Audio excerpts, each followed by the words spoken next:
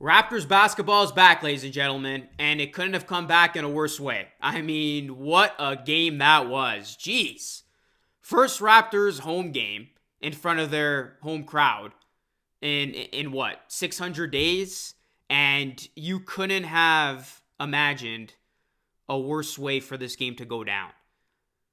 We were all sitting there through the first part of this game, the first three quarters, and we were all saying to ourselves, what the hell are we watching? Like, what is going on right now? I was literally watching one of the worst performances I had ever seen. I mean, it was on track to being the worst Raptors game, worst Raptors performance that I have ever watched. But luckily, the Raptors did bail themselves out late, as they typically do, and they did come alive in the fourth quarter. But of course, it was too little too late, as the Raptors at one point were down, 29? And the Raptors did end up closing the gap a little bit on their way to losing this opening night game by 15. The final score did not do this game any justice, because this felt like a chore to watch through those first three quarters. And then luckily, Delano Banton, Rexdale stand up, hit the half-court three, and that injects some energy into the crowd, which was pretty dead all night, and injects some life into this Raptors team that was dead all night into the fourth quarter. And the Raptors did make a run. You know, they did play hard. They showed a lot of fight, which I credit them for, because this could have easily been a Wizards 30-plus point win, and they made it respectable at the end. But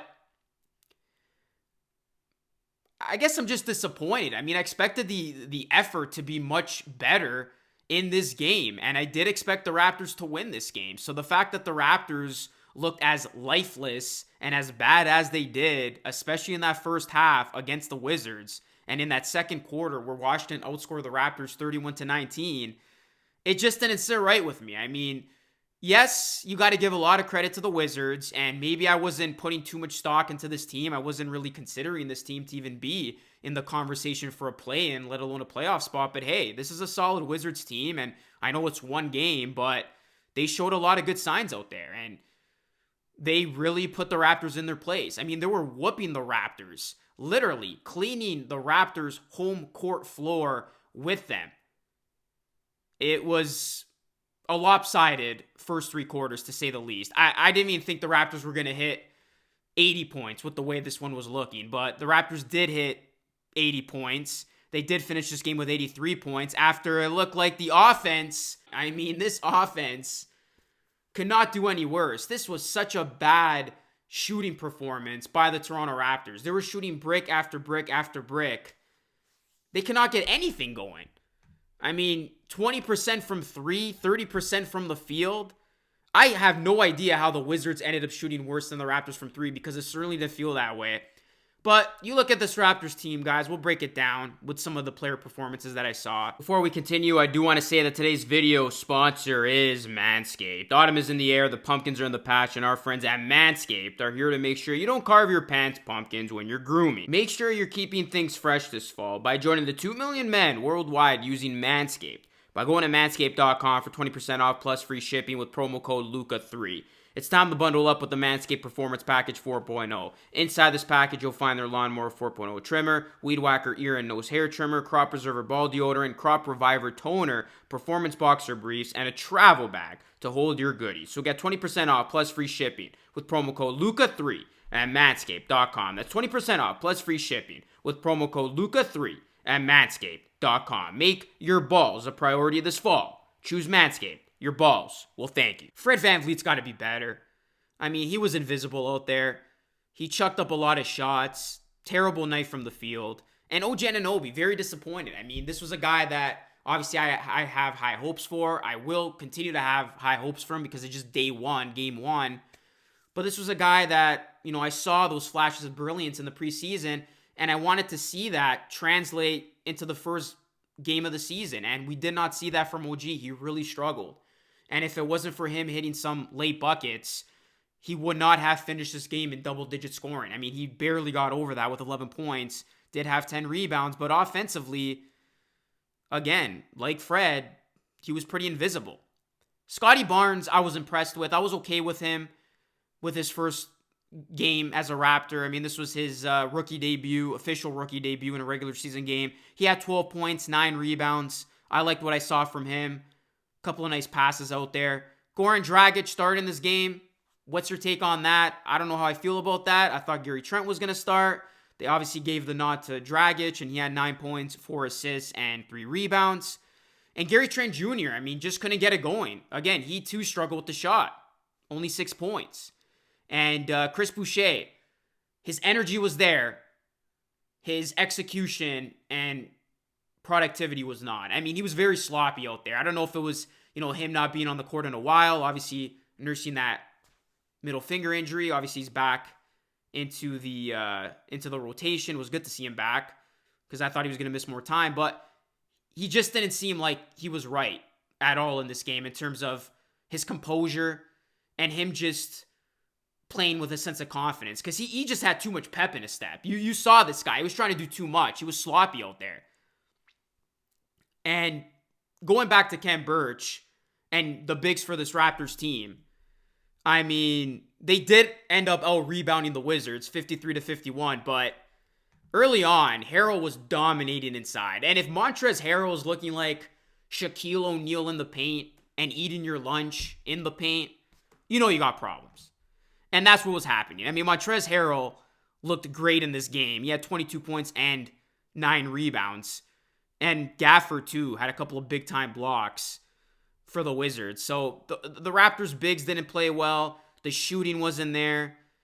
And the overall effort was just off. It was. This was a flat game. The crowd never got into it.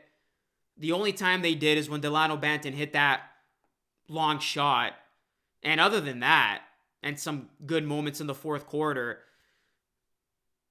this was a relatively empty performance by the Toronto Raptors. And now listen, you're going to go on Twitter and you're going to read into a lot of people's comments, and obviously people are going to overreact and put too much stock into this loss. I'm not going to do that. I do realize that it is game 1 of a very long season, but what I will say is this.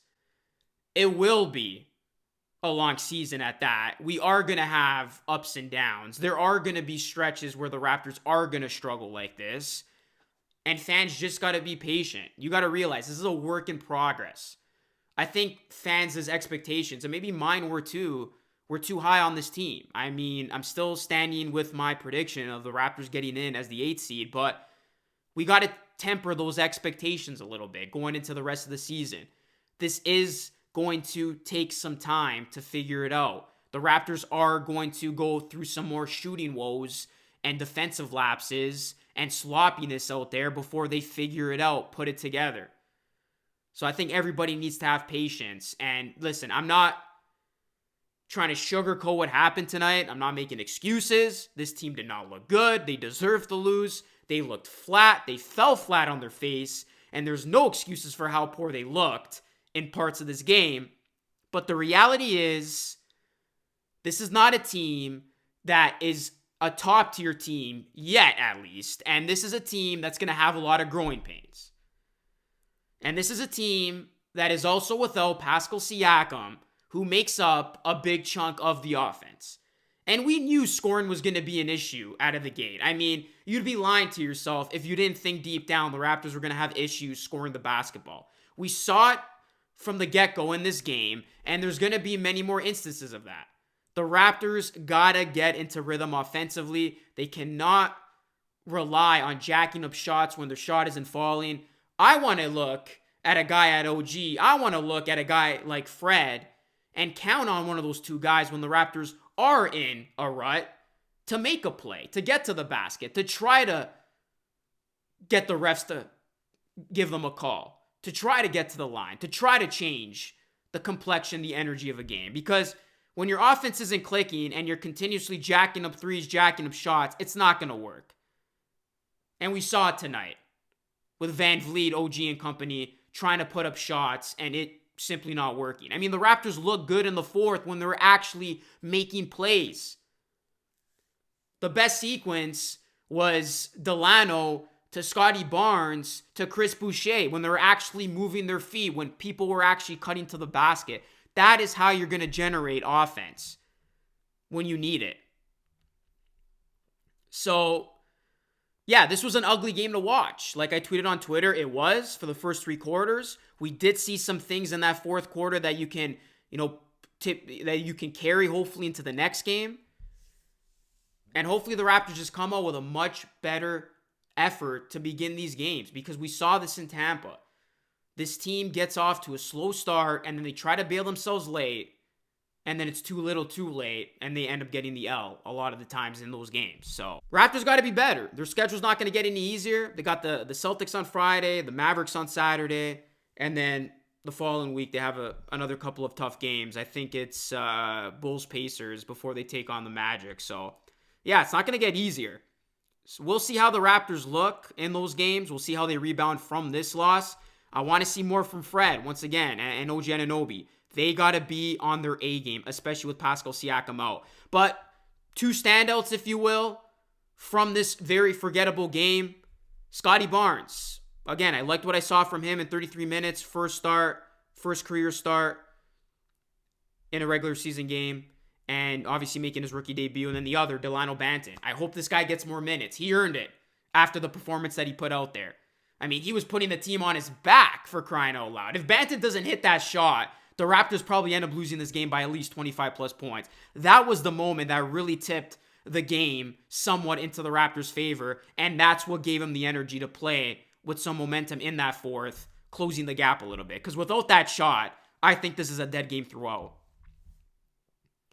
So yeah, Raptors lose their home opener, lose their first game, and they just got to get better. They got to get better. That's the name of the game. They got to just forget about this game, move on to the next, got to make the adjustments, and hopefully their offense does look better against the Celtics, or else it could be another long night at the office, because we know how good the Celtics play against the Raptors. Anyways, that is my quick reaction to this game, guys. Post-game reaction, if you will. I'll be coming out with these all season long. Make sure you drop a like on this video. Subscribe to the channel if you are new. Plus, ring the bell. What are your thoughts on this game? Let me know. Hit me up in the comment section down below. Go check out my live streams. I'll be doing those as well. My next live stream will be on Friday. And yeah, go and follow me on social media if you want to keep the conversation rolling. And lastly, hit the join button if you want to support this channel on a monthly basis and become a channel member. That's it for me, everyone. As always, thank you so much for watching. Until next time, this is Luke Rosano signing off, and I'll catch you all again in the next one. Peace out.